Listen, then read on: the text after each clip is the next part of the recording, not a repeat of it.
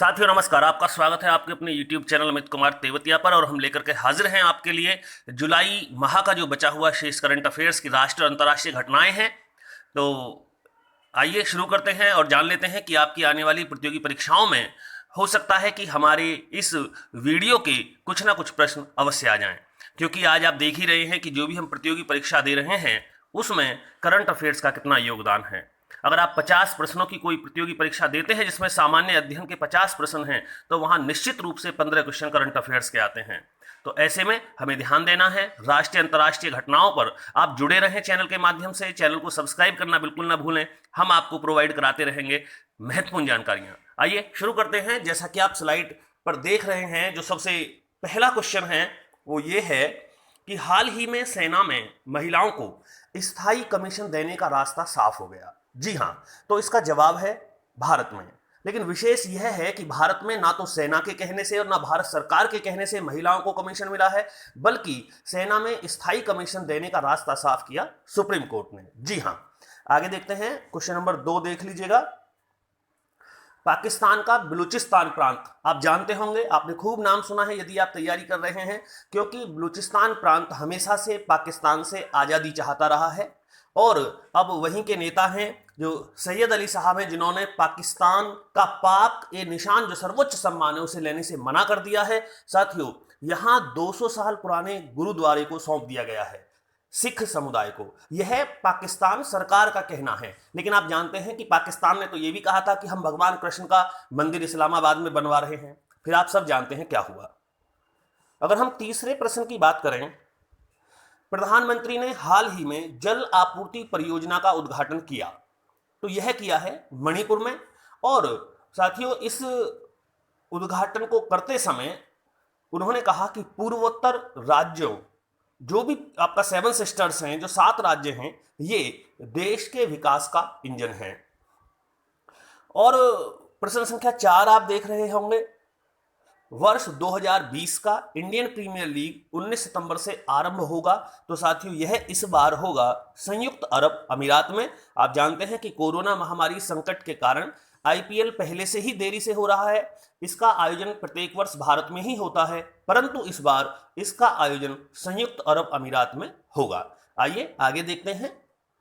5वां प्रश्न बहुत महत्वपूर्ण है, क्योंकि अमेरिका और चीन के शीत युद्ध के विषय में तो आप जानते हैं, आप उसके व्यापार युद्ध के विषय में जानते हैं, परंतु अब यह खुलकर सामने आ गया है क्योंकि अमेरिका ने ईस्टर्न शहर में स्थित ह्यूस्टन दूतावास को बंद करने का आदेश दे दिया।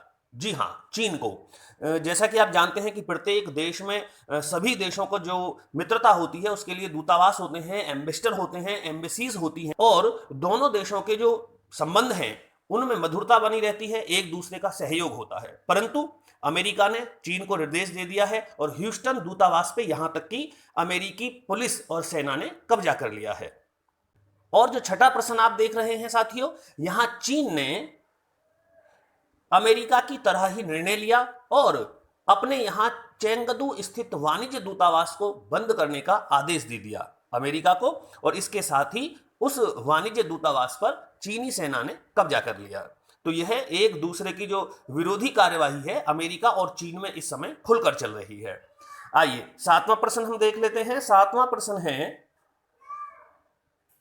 कि 900 वर्षों तक ईसाई जगत की अत्यंत महत्वपूर्ण इमारत हगिया सोफिया, जो प्रधान गिरजाघर रहा करती थी, उसे मस्जिद बना दिया गया इस्तांबुल तुर्की में। जी हां, ये तुर्की भी कम नहीं है, बिल्कुल पाकिस्तान की तरह ही एक इस्लामिक कंट्रीज है, और इस्लामिक कंट्री होने के नाते इसने उस गिरजाघर पर कब्जा किया, जबकि वह गिरजाघर 86 ईयर्स तक म्यूजियम के रूप में भी रहा था ईसाइयों का। लेकिन यह उस पर कब्जा करने के बाद में 500 मुस्लिमों ने एक साथ वहां नमाज पढ़ी और उसका उद्घाटन किया गया औपचारिक रूप से। ऐसा इस्तांबुल तुर्की में हुआ है। अगर हम 8वां प्रश्न देखें, स्कूलों में ऑनलाइन शिक्षा बंद की, तो यह निर्णय लिया गया है मित्रों गुजरात में। 9वां प्रश्न बहुत महत्वपूर्ण है, क्योंकि आत्मनिर्भर भारत की दिशा में अग्रसर हो रहे भारत के कदमों में आईफोन 11 का निर्माण शुरू कर दिया गया है चेन्नई में। पहली बार ऐसा हो रहा है कि आईफोन 11 का निर्माण भारत में शुरू हो रहा हो, चेन्नई शहर में। 10वां प्रश्न देखें, भारत में पहली बार मेट्रो में डबल टी गर्डर लगाया गया है। साथियों, यह गौरव प्राप्त हुआ उत्तर प्रदेश मेट्रो कॉरपोरेशन कानपुर को। जी हाँ, जो कानपुर में मेट्रो कॉरपोरेशन है यूपी में, उसमें पहली बार मेट्रो निर्माण में डबल टी गर्डर लगाया गया है। गर्डर का प्रयोग जब मेट्रो का निर्माण होता है तो उसमें किया जाता है। यहां 11वां प्रश्न, खेलो इंडिया यूथ गेम्स की मेजबानी 2021 में हरियाणा करेगा। जी हाँ, यह जो खेल हैं प्रत्येक वर्ष जनवरी में होते हैं और जो 2020 में हुए थे वो असम में हुए थे। इस बार इनकी मेजबानी हरियाणा को सौंपी गई है। 12वें प्रश्न पर यदि ध्यान दें कि एक गांव एक उत्पाद, जो आप देख रहे हैं, एक गांव एक उत्पाद योजना की शुरुआत की गई गुजरात में। अब तक हमने एक जिला एक उत्पाद, वन डिस्ट्रिक्ट वन प्रोडक्ट, जो हिमाचल में भी चली है, उत्तर प्रदेश की भी महत्वपूर्ण योजना है, परंतु अभी है गांवों तक पहुंच गई और इसकी शुरुआत की गुजरात राज्य में। 13वां प्रश्न आप पहले भी पढ़ चुके हैं। पहली स्लाइड में हम बताया था कि जो जुलाई में दिवस मनाए गए थे, तो 26 जुलाई को भारत का कारगिल विजय दिवस के रूप में मनाया गया। 14वां प्रश्न देखें, भारत की सबसे तेज गति से विकास करती हुई मीडिया एजेंसी बनी है। यह है डेंटुस एक्स।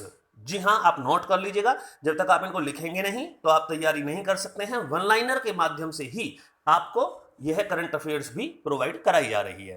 15वां प्रश्न देखें, बहुत महत्वपूर्ण क्वेश्चन है कि संयुक्त अरब अमीरात ने अल अमल मंगल मिशन सफलतापूर्वक लॉन्च किया है।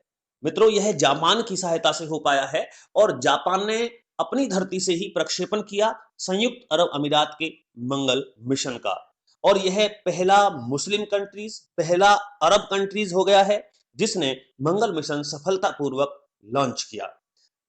16वां प्रश्न देखें कि अमला शंकर 101 वर्ष की आयु में इनका निधन हो गया है।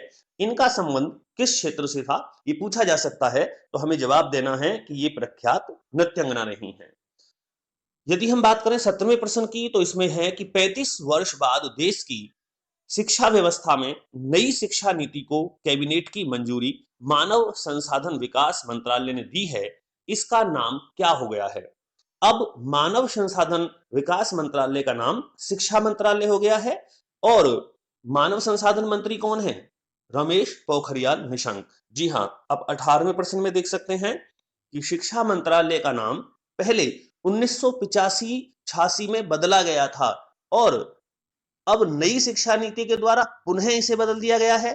यह शिक्षा नीति जारी की मानव संसाधन विकास मंत्री रमेश पोखरियाल निशंक के साथ सूचना एवं प्रसारण मंत्री प्रकाश जावड़ेकर ने। आगे देखते हैं, यह स्लाइड अति महत्वपूर्ण है। 19वें प्रश्न से आप देखें, विशेष जानकारी इसमें राफेल के विषय में है, क्योंकि भारत में जुलाई माह के अंत में 5 राफेल लड़ाकू विमान पहुंचे, तो यह उतरे अंबाला एयरबेस पंजाब में। इसके सभी सवाल यहां हैं। राफेल विमान खरीदने के लिए भारत ने सौदा किया था। साथियों, राफेल विमान आया है फ्रांस से और यह सौदा वर्ष 2016 में किया गया था।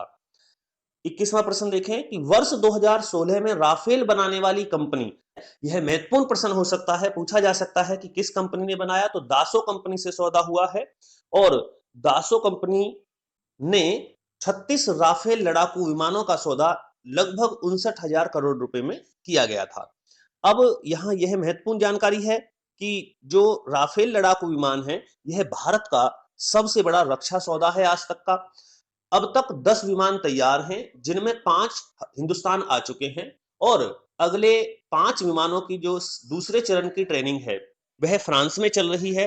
अभी हमें 26 और प्राप्त करने हैं, क्योंकि हमारा जो सौदा था वह 36 राफेल लड़ाकू विमानों के लिए था।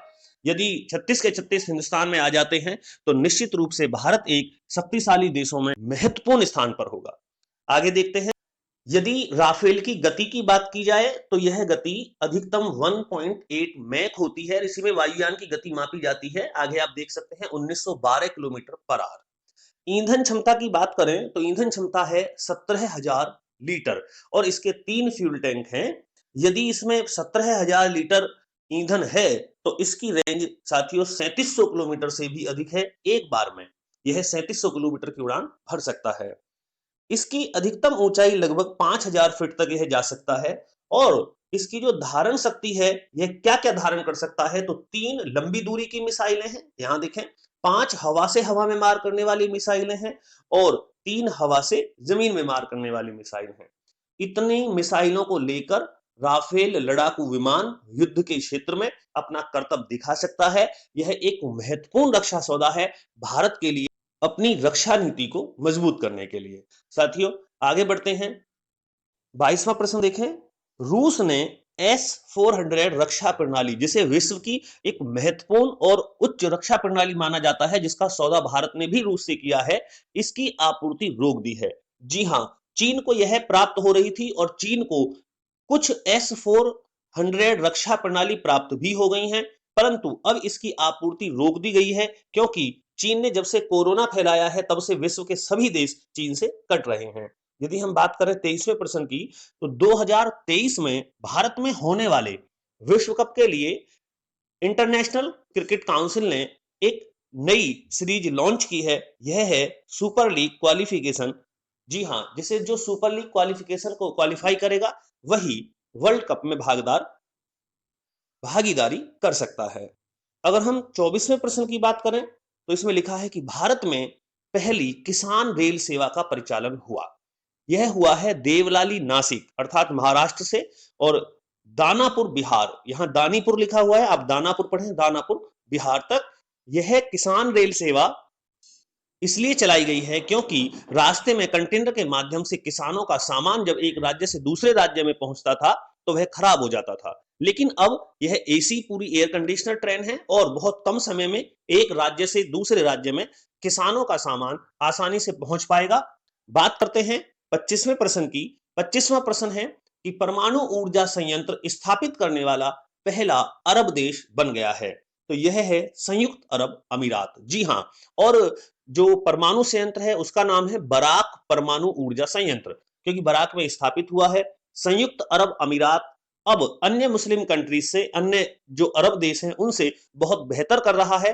और आपकी जानकारी के लिए मैं बता दूं, संयुक्त अरब अमीरात ने इजराइल को लेकर के अमेरिका के साथ एक समझौता किया है और इस त्रिपक्षीय समझौते को लेकर के संयुक्त अरब अमीरात के संबंध अन्य जो मुस्लिम कंट्रीज हैं उनसे बिगड़ते जा रहे हैं। मित्रों, यह तो बात रही जुलाई की। अब हम बहुत जल्द आपको प्रोवाइड कराएंगे अगस्त माह का करंट अफेयर्स। दीजिएगा अनुमति। अमित कुमार तिवतिया के साथ लगातार आप बने रहें, तैयारी करते रहें। जय हिंद, जय भारत।